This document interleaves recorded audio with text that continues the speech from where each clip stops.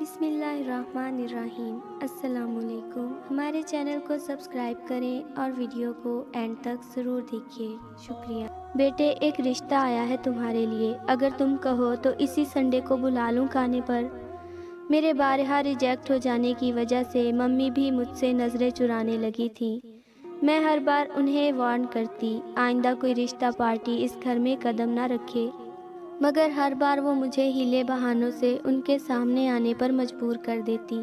مگر اس بار معاملہ ذرا نہیں خاصا مختلف تھا۔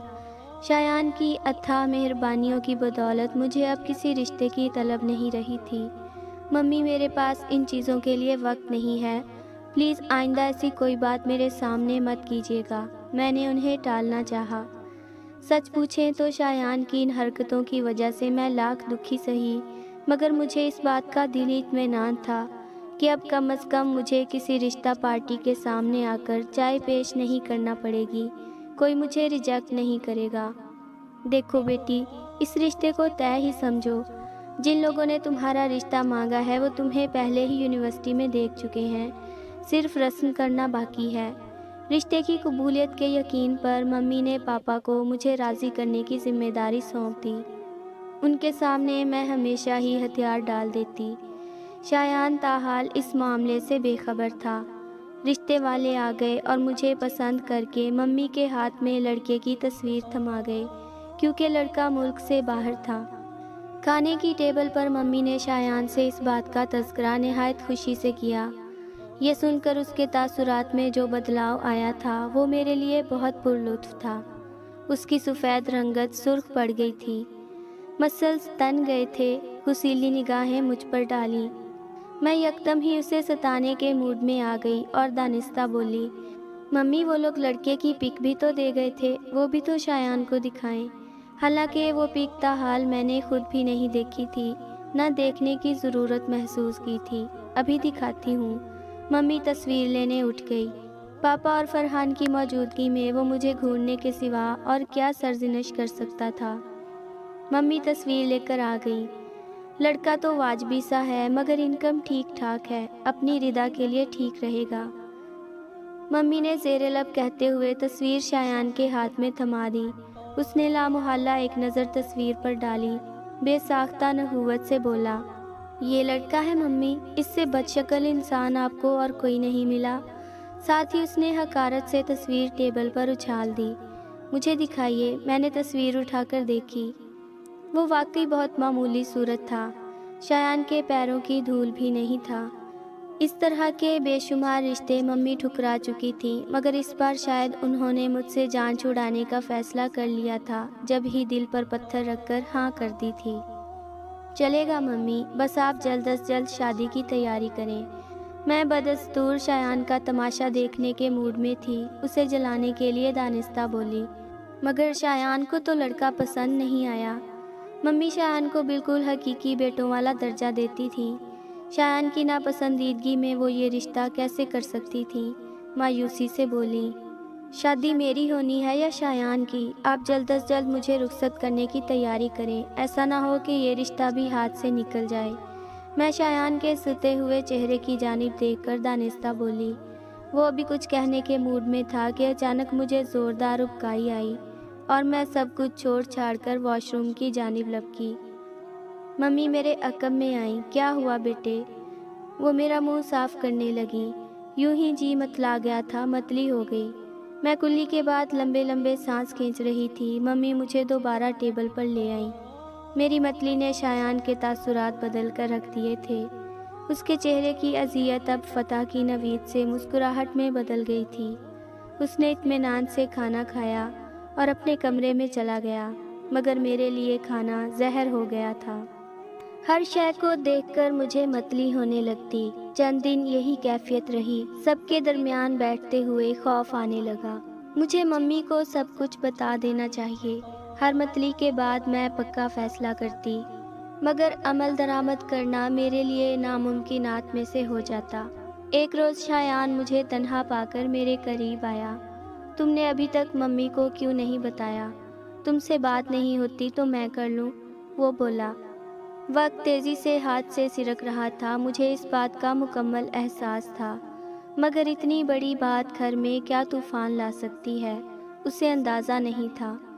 میں نے ایک بار پھر شایان کو خاموش رہنے کی تاکید کی کہ میں کوئی مناسب وقت دیکھ کر خود ہی بتا دوں گی۔ میری چھٹیاں ختم ہو رہی تھیں مگر میری حالت یونیورسٹی جانے والی نہیں رہی تھی۔ لگتا ہے تمہارے معدے میں کوئی گڑبڑ ہو گئی ہے، ٹریننگ کے دوران غیر معیاری کھانوں کا نتیجہ ہے۔ چلو میں تمہیں کسی اچھے ڈاکٹر کے پاس لے چلتی ہوں۔ کھانے کے دوران مجھے لازماً متلی ہوتی تھی۔ ممی میری حالت دیکھ کر بولی۔ میں نے نفی میں سر ہلایا اور وہاں سے اٹھ گئی۔ ایک رات میری طبیعت کچھ زیادہ ہی خراب تھی۔ ٹیبل کے بجائے اپنے کمرے میں کھانا کھایا۔ بستر پر لیٹی ایک ٹک خالی دیوار کو تک رہی تھی۔ دروازے پر نوک ہوئی اور شایان اندر آیا۔ اسے دیکھ کر میرے وجود میں کوئی جنبش نہ ہوئی۔ مجھے اپنے ہارے ہوئے وجود سے کوئی توقع بھی نہیں تھی۔ وہ میرے قریب آ کر بیٹھ گیا۔ ممی ڈیڈ آؤٹنگ کے لیے گئے ہوئے ہیں، چلو میں تمہیں گائناکولوجسٹ کے پاس لے چلتا ہوں۔ میں اتنی ٹوٹ پھوٹ چکی تھی کہ مجھے اب شایان پر غصہ کرنے کی بھی تاب نہیں رہی تھی۔ ضرورت ہوگی تو میں خود چلی جاؤں گی، میں دھیمے لہجے سے بولی، حالانکہ مجھے گائناکولوجسٹ سے چیک اپ کی بے حد ضرورت تھی، مگر میرا خوف مجھے اس سے باز رہنے کا مشورہ دیتا۔ وہ چند سیکنڈ خاموش رہا، پھر بولا، کیوں بات نہیں کرتی ممی سے اور نہ ہی مجھے کرنے دیتی ہو؟ اب میں اسے کیا بتاتی؟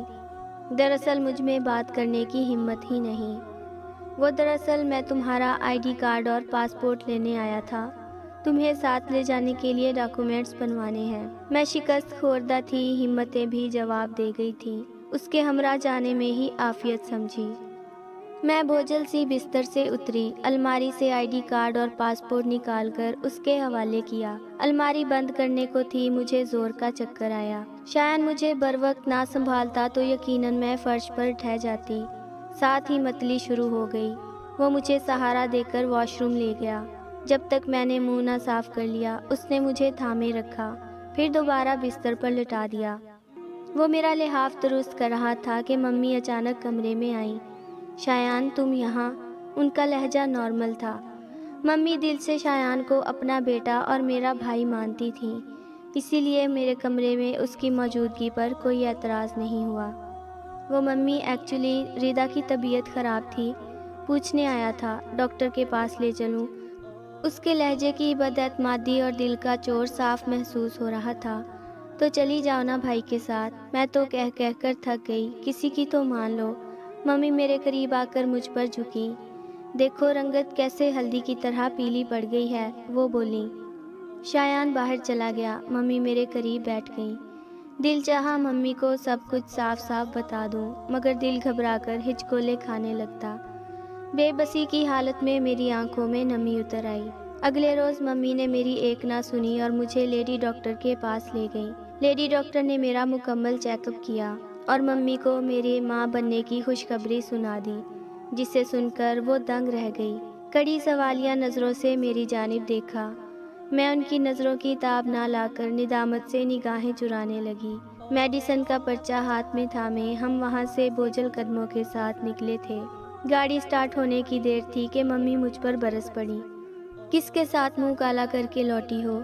اتنا تو انہیں بھی اندازہ ہو گیا تھا اس ملامت کا شاخسانہ اسلام آباد سے جڑا ہے۔ میرا وجود منو بھاری ہو گیا تھا، اشک بارش کی طرح میری آنکھوں سے گرنے لگے۔ اب میں کیا بتاتی کہ یہ انہی کے لاڈلے بیٹے کا کارنامہ ہے؟ کیا پوچھ رہی ہوں، میری بات کا جواب دو۔ ممی نے گرج کر مجھے دوبارہ مخاطب کیا۔ میں نے بولنا چاہا مگر آواز گلے میں پھنس کر رہ گئی، سسکیاں بند گئیں۔ ریدا میں کیا پوچھ رہی ہوں، کون ہے اس بچے کا باپ؟ ٹسوے بہانا بند کرو اور مجھے صاف صاف بتاؤ۔ اس بار ممی نے پہلے سے بھی زیادہ شدت سے ڈپٹ کر پوچھا تو بے اختیار میرے منہ سے نکلا، ممی وہ شایان۔ ممی کے سر پر گویا پہاڑ آن گرا۔ میں نے آج سے قبل انہیں کبھی اتنی اذیت میں نہیں دیکھا تھا، کیونکہ ممی شایان پر حقیقی بیٹوں کی طرح بھروسہ کرتی تھی، اور یہ بھروسہ ان کے ماتھے کا دھبا بنے گا انہیں اندازہ نہیں تھا۔ اذیت اور اضطراب کی حالت میں ممی کے چہرے کی رنگت شعلوں کی طرح سرخ اور ہاتھ پاؤں پر لرزش طاری تھی۔ مزید وضاحت انہیں اب مجھ سے درکار نہیں تھی۔ گھر لوٹتے ہی میری پریگننسی رپورٹ ہاتھ میں لیے وہ شایان کی تلاش میں پہلے ڈرائنگ روم میں آئیں۔